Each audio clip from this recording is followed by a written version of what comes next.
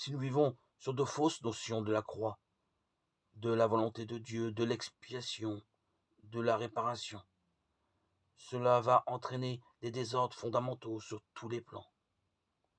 Combien pensent encore que Dieu a voulu la mort de Jésus pour acheter nos péchés et ont tout simplement adopté l'idée inacceptable de sacrifice humain? La volonté de Dieu à laquelle Jésus a adhéré de tout son être, qui rejoint son désir le plus essentiel, n'est pas qu'il soit torturé et exécuté sur une croix, mais qu'il remplisse totalement sa mission dans son chemin d'incarnation. À aucun moment de sa vie, Jésus n'a recherché la souffrance.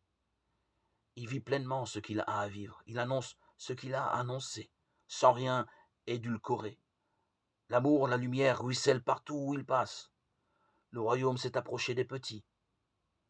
Mais de mois en mois, la violence des pharisiens se fait de plus en plus menaçante. Son message se heurte de plein fouet à la violence d'une structure religieuse. Il fuit la persécution quand il le peut. Mais il va finir par se trouver devant un événement inéluctable, un procès et une condamnation à mort. C'est une issue qu'il aurait aimé éviter, mais il fait face, il choisit d'aller au bout de sa tâche. Il ne renie rien de ce qu'il a à accomplir. Il refuse de répondre à la violence par la violence. L'amour ne peut se le permettre.